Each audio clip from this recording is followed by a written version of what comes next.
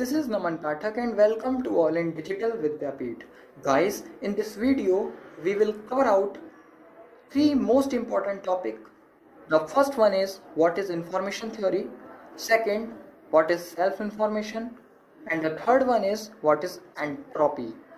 So, जैसे कि हमने लास्ट वीडियो में डिस्कस कर लिया कि डेटा कंप्रेशन, उसके नीड्स क्या होते हैं और उसके एप्लीकेशंस क्या होते हैं, उसके टाइप्स क्या होते हैं, उससे रिलेटेड हमने कई सारी टेक्निक्स पढ़ ली, उनकी मेज़रमेंट पढ़ लिए और उस मेज़रमेंट में जो दो इम्पॉर्टेंट कोडिंग और मॉडलिंग जो यूज़ हो रहा था हमने वो पढ़ लिया। तो होपफुली गाइस वो सब आपको क्लियर होगा। उन सब वीडियोस की लिंक डिस्क्रिप्शन बॉक्स में मैंने दे ही दी है और जो भी डाउट हो आप मुझसे पूछ सकते हैं। तो बिना टाइम को वेस्ट करते हुए आज की वीडियो को स्टार्ट करते हैं और अपने पहले टॉपिक की तरफ बढ़ते हैं कि what is information theory. Information theory किसी भी डिजिटल इंफॉर्मेशन की हमारी साइंटिफिक स्टडी होती है जिसके अंदर हम उसकी क्वांटिफिकेशन को, उसकी स्टोरेज को और उसके कम्युनिकेशन को स्टडी करते हैं। तो basically information theory is the scientific study of the quantification, storage and communication of digital information. अब डिजिटल इंफॉर्मेशन कौन सी हो सकती है? वो हमारा डिजिटल टेक्स्ट हो सकता है, वो हमारा डिजिटल मल्टीमीडिया का कोई भी चीज़ हो सकती है, either it is speech, video, audio, इनमें से कुछ भी हो सकता है। तो ये सब हमारे क्या है? डिजिटल इंफॉर्मेशंस हैं। सो बेसिकली जो एप्लीकेशंस होती हैं इन फंडामेंटल टॉपिक्स जो हमारे इंफॉर्मेशन थ्योरी के अंदर इंक्लूड होते हैं वो हमारे लॉसलेस डेटा कंप्रेशन है, जिसके अंदर हम जिप फाइल्स एक उसका एग्जांपल हो सकता है। लॉसी डेटा कंप्रेशन हो गया जिसका एग्जांपल हमारा MP3s, JPGs हो गए। तो बेसिकली जो MP3 होते हैं वो हमारे म्यूज़िक होते हैं, ऑडियो आ गए, और JPGs जो होते हैं वो हमारे फोटोज़ वगैरह हो गए, उन सब में हम यूज़ करते हैं। और चैनल कोडिंग हो गया, तो चैनल कोडिंग का एग्जाम्पल हो गया DSL। तो बेसिकली आपको इन्फॉर्मेशन थ्योरी समझ में आई होगी। तो इन्फॉर्मेशन थ्योरी में इतना ही है। इसके बाद इन्फॉर्मेशन थ्योरी के अंदर ही हमारे सब टॉपिक्स आ जाते हैं, वो है हमारे self information and second one is entropy. तो अब हम डिस्कस करेंगे सेल्फ इन्फॉर्मेशन।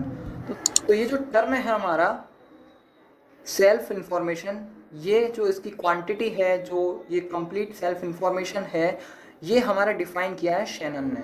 अब शैनन कौन है? शैनन का पूरा नाम क्लाउडी शैनन है, जो कि एक मैथमेटिशियन थे। तो इन्होंने बेसिकली क्या किया है? सेल्फ इन्फॉर्मेशन की क्वांटिटी को डिफाइन किया है। और अगर आप सेल्फ इन्फॉर्मेशन समझना चाहते हैं तो सपोज करिए कि आपके पास कोई इवेंट ए है। इसमें बेसिकली पूरा का पूरा जो कॉन्सेप्ट यूज़ होगा वो प्रोबेबिलिटी का यूज़ होगा। तो आपको अगर प्रोबेबिलिटी के कॉन्सेप्ट आपको अच्छे से पता है, थोड़ा बहुत भी चीज़ें पता है, तो आप इसको टॉपिक को आसानी से समझ सकते हैं। तो बेसिकली आपको सपोज आपके पास कोई इवेंट ए है और उसकी जो प्रोबेबिलिटी है इवेंट ए की वो P ऑफ ए है, प्रोबेबिलिटी ऑफ इवेंट ए। अब अगर वो अकर होती है, अगर आपके पास कोई इवेंट ए था और उसकी जो प्रोबेबिलिटी है आने की वो P ऑफ ए है, तो जो सेल्फ इन्फॉर्मेशन हमारी इवेंट ए से एसोसिएट होगी, वो जो फॉर्मूला दिया गया था शैनन के द्वारा, वो हमारा ये था कि I of A is equals to log B 1/P of A. अब यहीं पर हम log की प्रॉपर्टी को यूज़ करते हैं और log की प्रॉपर्टी को यूज़ करके हम इसको किस तरीके से लिख सकते हैं? I of A is equals to minus log B P of A. तो जब हम कोई भी नई क्वांटिटी को डिराइव करते हैं तो उसकी कुछ ना कुछ यूनिट होती हैं। तो यहाँ पर जो सेल्फ इन्फॉर्मेशन है या इन्फॉर्मेशन है, इसको सिंपली हम इन्फॉर्मेशन भी बोल देते हैं, इसकी जो यूनिट होती है वो डिपेंड करती है कि हमने जो लॉग की वैल्यू है उस पर जो बेस है B, जो बेस है वो हमने क्या लिया है। अगर हम बेस 2 लेंगे तो उसकी जो यूनिट रहेगी वो बिट्स में रहेगी। अगर हम उसकी जगह E लेंगे, जो हम बेस E लेके चलते हैं, तो हमारी जो यूनिट रहेगी वो नट्स रहेगी। और अगर हम उसी बेस की जगह 10 लेके चलते हैं तो हमारी जो यूनिट रहेगी वो क्या रहेगी? हार्टलेस। तो होपफुली गाइस आपको सेल्फ इन्फॉर्मेशन या सिंपली इन्फॉर्मेशन भी समझ में आया होगा।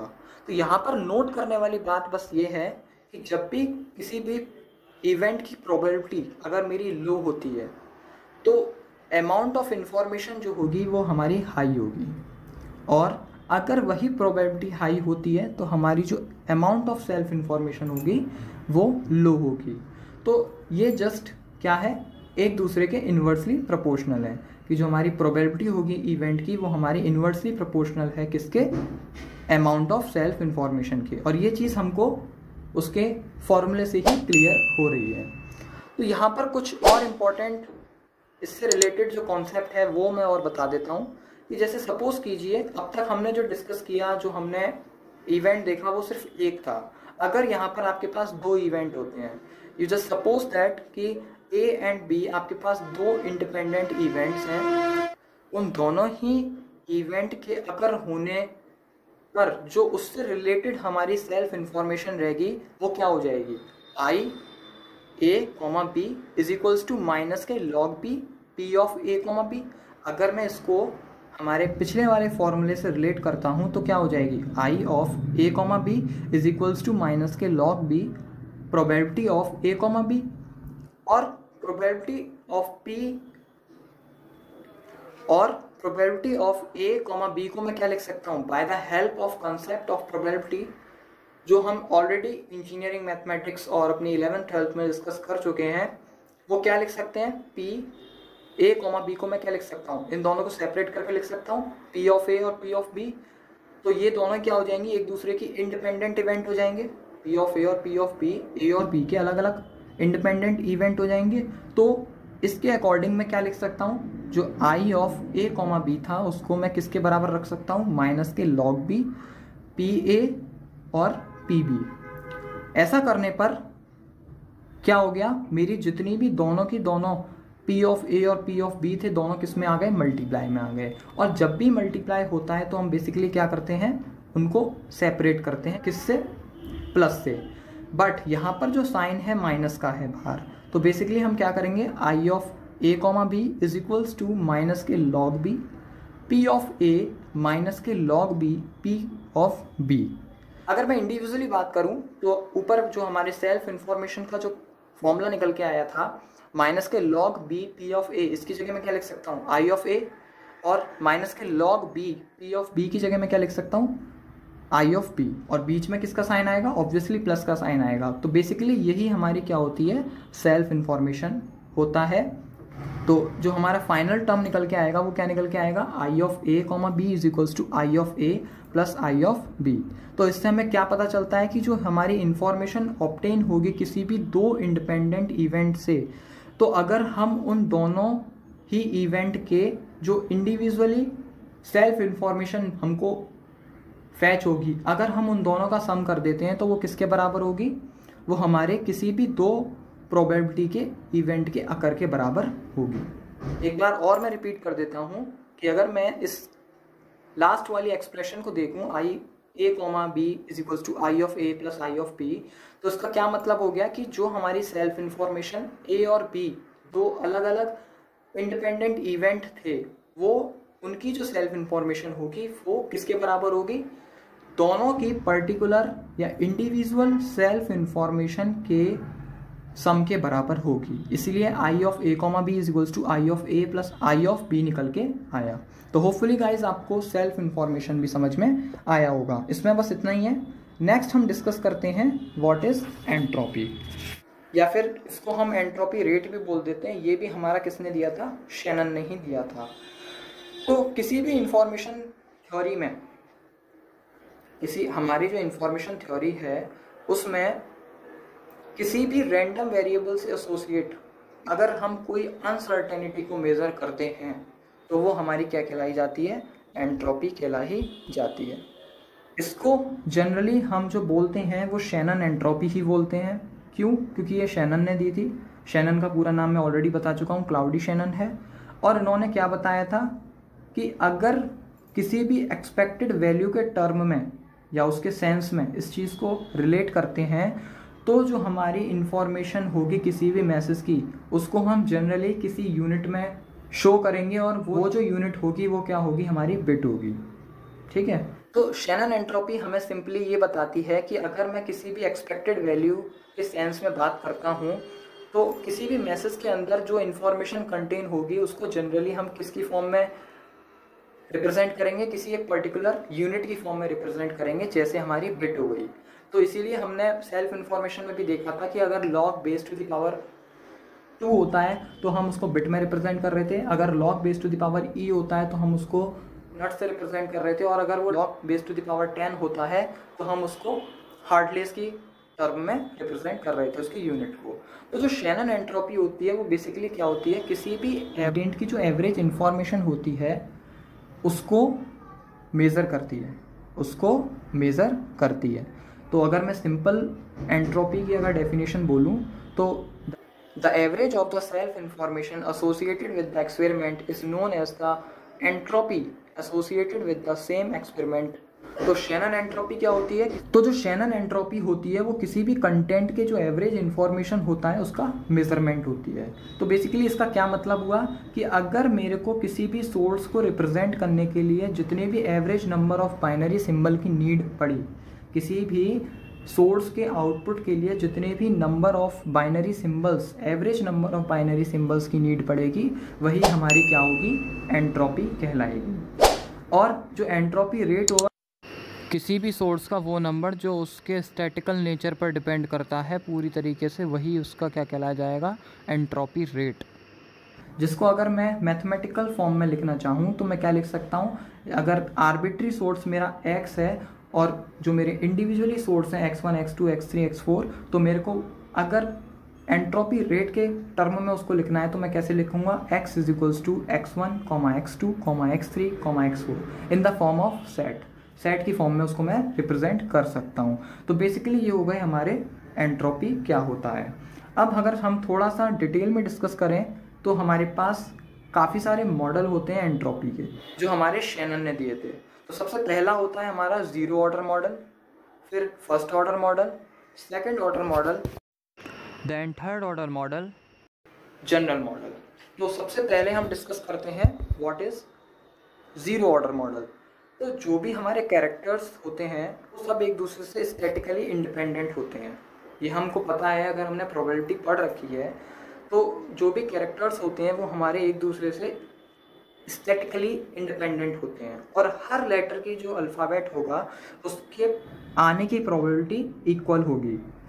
इसका मतलब क्या हुआ, जैसे मेरे सामने कोई एक बच्चा है और उससे मैंने बोला कि रैंडम एक लेटर को पिक करो, तो उस लेटर को पिक करने की जो प्रोबेबिलिटी होगी वो कितनी होगी, हमारे पास टोटल 26 लेटर्स होते हैं तो वो कोई सा भी एक लेटर पिक कर लेगा। तो यहाँ पर यही चीज़ मैंने बताई है कि हर लेटर जो होगा अल्फ़ाबेट की उसकी अकर होने की बराबर प्रोबेबिलिटी होगी, चाहे वो ए हो चाहे वो जेड हो, ए से जेड तक कोई सा भी वर्ड हो।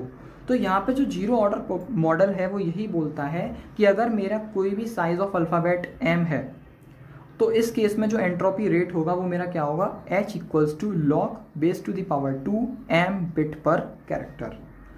फॉर एग्जाम्पल अगर मेरा अल्फ़ाबेट का जो साइज़ है वो m इक्वल्स टू 27 है तो जो एंट्रोपी रेट होगा वो मेरा क्या हो जाएगा, h is equals to log base to the power 2 27, और इसकी जो वैल्यू निकल के आएगी वो आएगी 4.75 बिट्स पर कैरेक्टर। नेक्स्ट अगर मैं डिस्कस करता हूँ फर्स्ट ऑर्डर मॉडल को, तो यहाँ पर क्या कहना चाह रहा है कि वही चीज़ कि हर कैरेक्टर जो होगा वो एक दूसरे से स्टैटिकली इंडिपेंडेंट होगा, और हर किसी अल्फ़ाबेट का साइज़ जो होगा वो m होगा, और हर साइज़ की जो प्रोबेबिलिटी अकर होने की होगी वो क्या होगी, pi होगी किसी भी ith लेटर की अल्फ़ाबेट में। तो जो एंट्रोपी रेट होगा जिसको हम h से रिप्रेजेंट करते हैं वो मेरा क्या हो जाएगा, minus summation i equals to 1 से m तक p of i log base to the power 2 p of i bits per character. ये जो फर्स्ट ऑर्डर मॉडल है बेसिकली यही हमारा एंट्रोपी का जो बेसिक फॉर्मूला है ये वो भी है, ये मैं ऊपर बताना भूल गया एंट्रोपी का। तो जितने भी हमारे न्यूमेरिकल्स आएंगे वो भी हमारे फर्स्ट ऑर्डर मॉडल पर ही आएंगे। तो ये बहुत ज़्यादा इंपॉर्टेंट एक्सप्रेशन है, क्या है, h is equals to minus के समेशन i इक्वल्स टू 1 से लेके m p of i log base to the power 2 p of i bits per character. और ये देखिए मैच भी कर रहा है कि जो एवरेज इंफॉर्मेशन होगी हमारी किसी भी एक्सपेरिमेंट से रिलेटेड वो हमारी क्या होगी, एंट्रोपी होगी। और यहाँ पर देखिए p ऑफ i और p ऑफ i दोनों सेम है, मतलब सेम एक्सपेरिमेंट के साथ ही यहाँ पर उसका लॉग लिया जा रहा है। तो ये हमारी एंट्रोपी रेट कहलाता है। नेक्स्ट हम डिस्कस करते हैं सेकंड ऑर्डर मॉडल। तो यहाँ पर हमारी कंडीशनल प्रोबेबिलिटी आती है जो हम ऑलरेडी डिस्कस कर चुके हैं अपनी प्रीवियस क्लासेस में। तो अगर मैं सपोज करता हूँ P ऑफ J और I हमारी कोई कंडीशनल प्रोबेबिलिटी है, तो जो उसके अंदर प्रेजेंट कैरेक्टर हैं, मैंने उसको सपोज किया jth लेटर जो होगा अल्फ़ाबेट में, और जो उसका प्रीवियस कैरेक्टर है वो हमारा ith लेटर है। ये कंडीशन है ना कि अगर कोई प्रेजेंट कैरेक्टर हमारा jth लेटर है अल्फ़ाबेट के अंदर और वो हमें प्रीवियस कैरेक्टर जो है ith लेटर से मिल रहा है, तो जो एंट्रोपी रेट होगा वो क्या होगा, H is equals to minus के summation I equals to 1 to M P of I summation J is equals to 1 to M P of J of I log 2 P of J और I bits per character. तो basically ये इसके formula हैं, ये आपको याद कर लेने हैं। अब थर्ड ऑर्डर मॉडल को डिस्कस करते हैं। तो यहाँ पर भी क्या है, कंडीशनल प्रोबेबिलिटी का यूज़ होगा। जैसे सपोज कीजिए कि P ऑफ K और J I हमारी कोई भी कंडीशनल प्रोबेबिलिटी है जिसमें जो प्रेजेंट कैरेक्टर है उसमें अगर kth लेटर है अल्फ़ाबेट में और वो हमें किससे मिल रहे हैं, जो हमारे प्रीवियस कैरेक्टर्स थे jth लेटर, और उससे पहले जो jth लेटर से भी पहले क्या था ith लेटर जो था, वहाँ पर जो इस तरीके की प्रोबेबिलिटी बन रही होगी, तो वहाँ पर हमारी कौन सी एंट्रोपी रेट यूज़ होगा, थर्ड ऑर्डर मॉडल का एंट्रोपी रेट कैलकुलेट होगा। और वो किस तरीके से होगा, सेम फॉर्मूला है, बस यहाँ पर हमारा क्या एक समेशन बढ़ जाएगा। वो कैसे पड़ेगा, H is equals to minus के summation I is equals to 1 to M P of I summation J of I to M P of J और I log 2 P K और J I bits per character. तो ये हो गया third order model. तो उसको याद करने का सबसे सिंपल ट्रिक है कि जब एक ही लेटर की बात हो, जैसे हमने फर्स्ट ऑर्डर मॉडल में देखा था कि ith लेटर की बात हो रही थी तो हमने सिर्फ P ऑफ I यूज़ किया था, इसलिए वो फर्स्ट ऑर्डर मॉडल था। सेकंड ऑर्डर मॉडल में जो हमारा jth लेटर था वो किसको फॉलो कर रहा था, तो ith को फॉलो कर रहा था, ith लेटर को। तो यहाँ पर दो लेटर आ गए I और J, तो इसलिए हमने सेकंड ऑर्डर मॉडल बोला। और थर्ड ऑर्डर मॉडल में क्या होगा कि हमारा kth जो था वो 2 को फॉलो कर रहा था, J को फॉलो कर रहा था, और J किसको फॉलो कर रहा था, I को फॉलो कर रहा था। तो बेसिकली यहाँ पर 3 आ रहे थे I, J और K, इसलिए हमने थर्ड ऑर्डर मॉडल को डिस्कस कर लिया। अगर इसी तरीके से कोई जनरल मॉडल होता है तो वो क्या होगा हमारा, जैसे मैं n कैरेक्टर के लिए Bn को रिप्रेजेंट कर लेता हूँ, तो जो एंट्रोपी रेट होगा जनरल केस में वो क्या हो जाएगा, वहाँ हमारी लिमिट आ जाएगी H is equals to minus limit, और लिमिट कहाँ से लगेगी, n से लगेगी, जो कि हमारी इनफाइनाइट तक जाएगी। 1/n summation P of Bn log base to the power 2 P of Bn bits per character. तो ये हमारे टोटल 5 मॉडल हो गए। तो यहाँ पर आज की वीडियो में बस इतना ही। हमने सबसे पहले डिस्कस किया इंफॉर्मेशन थ्योरी क्या होता है, उसके बाद हमने अपना सेकंड टॉपिक कवर किया कि सेल्फ इंफॉर्मेशन या फिर इंफॉर्मेशन क्या होता है, और उसके बाद हमने एंट्रोपी और एंट्रोपी रेट को डिस्कस किया।